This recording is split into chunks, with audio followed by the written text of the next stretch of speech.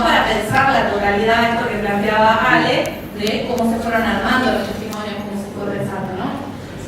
Bueno, un poco mi participación en todo el equipo, en el equipo que formó parte del equipo interdisciplinario que hablaba de Victoria, los abogados, y en el que se pensaban otras dimensiones vinculadas a esta causa.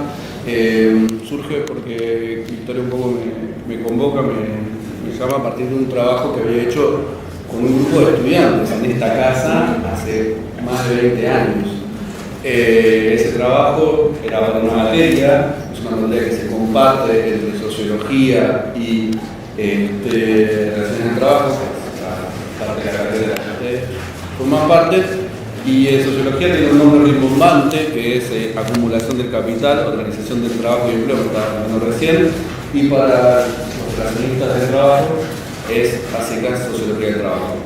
Entonces, una de las cosas destacadas de esa materia, que creo que era algo clave para nosotros como estudiantes, era visitar una fábrica, una gran fábrica a partir de determinados convenios, y así conocimos Ford, digamos, conocimos la planta Ford y hicimos un estudio sobre el análisis del proceso de trabajo, cuestión que a los que nos dedicamos a esto nos apasionó.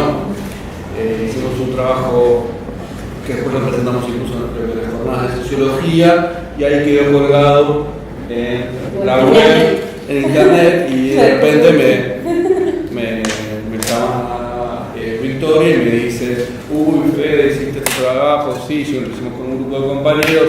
Entonces digo, bueno, nos reunimos, somos vecinos, nos juntamos y le digo, bueno, parame un poquito, te voy a buscar el archivo. Todo el archivo, después buscar el que tengo digital, pero te dejo el archivo. Un bibliorato con todos los documentos de trabajo original, las entrevistas.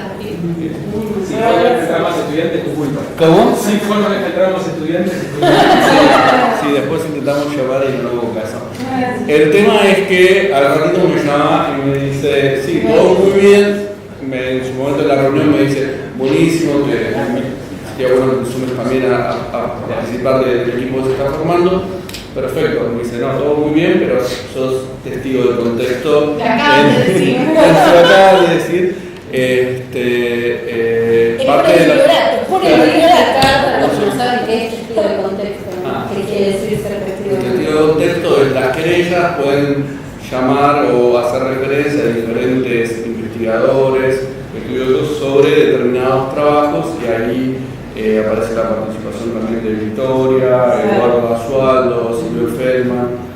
Las defensas también lo pueden hacer. O sea, cualquiera de las partes puede proponer a testigos que no den un testimonio presencial, sino que hablen de su conocimiento, de su investigación sobre un tema estrictamente relevante a los hechos que se están analizando, ¿no? Y esto es una figura muy atípica, es extendida en el caso argentino, pero no es internacionalmente válida. De hecho, no hay demasiado marco legal para estos testimonios. Existe la posibilidad de hacerlo, se fue aprovechando, y hay toda una trayectoria en términos de práctica, ¿no? Claro. Entonces a Federico ya lo habían, nosotros estábamos haciendo, pero ya había sido contactado, como diciendo.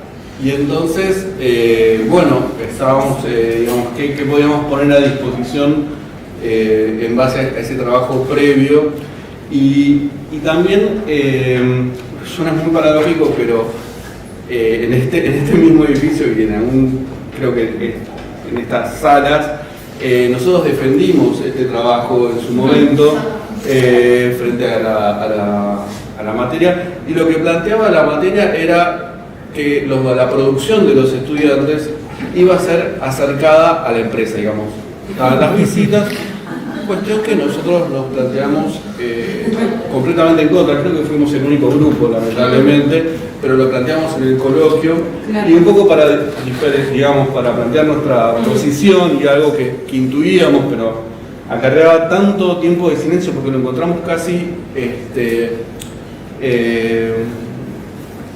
circunstancialmente, una referencia en el nunca más, digamos, porque el uso de internet era bastante pobre en ese momento, en el que planteaba, digamos, toda la persecución y en las fábricas. Entonces se hacía referencia, eso lo planteamos en el epígrafe, que decía una cita de una situación en la empresa que decía: ustedes le van a mandar saludos a mi amigo Camps, y a preguntar quién era esa persona, ya se va a enterar.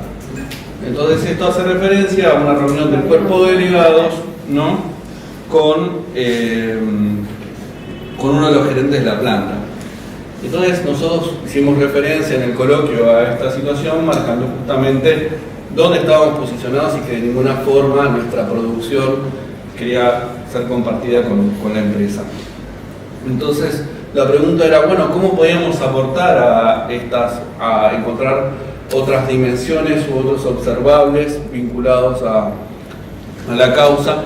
Y ahí veíamos que siempre estaban presentes, ¿no?, dos circunstancias que hacían referencia al proceso de trabajo, al análisis de las tareas, y ahí nos llevaba directamente a la teoría de la sociología del trabajo y a lo que se planteaba como taylorismo, fordismo, donde había una disputa constante por la búsqueda de mayor ganancia por parte de la empresa y la organización gremial muy fuerte en diferentes situaciones muy importantes que se hicieron presentes durante la fábrica, que era el control del ritmo de trabajo, ¿no? Los trabajadores sabían y disputaban la velocidad de la cadena, ¿no? Arrancaba con una velocidad y durante el día la empresa buscaba mayor producción y los compañeros lograban ir mitigando o ir... Mantenimiento nos avisaba de que habían acelerado la línea. Y nosotros aprendimos a tomar el tiempo a la línea. Exacto. Y en las otras grandes disputas que aparecían también eran vinculadas a lo que planteaba Pedro hace un ratito, sobre las condiciones de trabajo, el plomo en sangre fundamentalmente, el sector pintura, bueno, y todas las lesiones también que se repetían una y otra vez. Entonces la teoría sociológica que nos planteaba que todo movimiento, digamos los movimientos prescritos, establecidos y el sistema de control que estaba establecido sobre el conjunto de las tareas. Entonces, bueno, ahí ya empezamos a acomodar las diferentes cuestiones que tenían que ver con lo que fue el proceso represivo. ¿En qué sentido? En que ese control también involucraba una planificación, una coordinación de las tareas y la coordinación de las situaciones represivas. Algo que nos impresionó fue justamente los relevos, cómo estaban coordinados los relevos, esta búsqueda de no perder ni un segundo en la producción nos llevó a un detalle que casi lo habíamos naturalizado, que es, bueno, esto que se avisaba que iba a ser detenido, pero el relevo estaba totalmente coordinado para que cuando los trabajadores eran detenidos, la fábrica seguía funcionando. Entonces, ese elemento fue tomado por el tribunal como también como una prueba importante, y el ir pensando justamente en la planificación de las acciones implicó que esta planificación estratégica tenga diferentes instancias fundamentales, que son la evaluación de las diferentes tareas que se podían desarrollar, la selección de una de las tareas y la comunicación de esa tarea. Todos esos elementos que uno hacen a las diferentes instancias de las decisiones que llevan adelante los mandos gerenciales en su orden, digamos, piramidal, nos permitió poder establecer ese orden que era difícil de establecer en el área, digamos, de las empresas, en el sector empresario, a diferencia de lo que está totalmente establecido en el orden jerárquico militar. Esto nos habían planteado los abogados como un déficit, y esta fue una construcción que fuimos haciendo en las discusiones y pensando y repensando, y decir, bueno, fuimos encontrando estos diferentes elementos con el equipo, que nos llevó incluso a pensar en ir a los manuales gerenciales de los 70, donde estas cuestiones sobre la planificación estratégica en la producción industrial estaban claramente planteadas. Entonces, bueno, esto nos llevó a ver cómo estaba diseñado ese ataque sistemático hacia la organización de base, cómo está pensado fundamentalmente desarmar a la comisión interna. Había conflictos y como también había cierto revanchismo, porque los compañeros que sufrieron el primer ataque fueron los compañeros del comedor.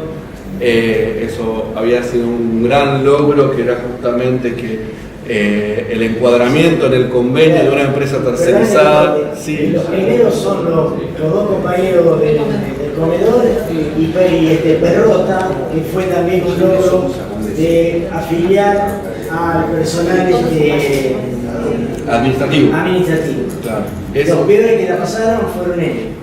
En realidad, perdón, eran 3 compañeros. Uno es Luciano Boco, que después él fue uno de los que lo sacaron a todo porque él era nacido en Italia, antiguo joven, y lo sacó Coordinación Federal. Lo llevó torturando hasta tomar el avión. Y después fue a parar a las Islas Sardeñas allá, y allá la verdad que lo reverturiaron de tal manera que cuando después se restauró la democracia, él vino aquí, pero no quiso saber más nada, era tanto el miedo que tenía, que esa hacienda se quedó así. Se murió joven el muchacho. Claro. Con respecto al estaño que están hablando, yo trabajé ahí, que era estaño del 50. Hasta el año 1973, la extensión trasera del auto era redonda, hacia el faro. Y más otras partes más que se hacían, las extensiones, los techos, todo.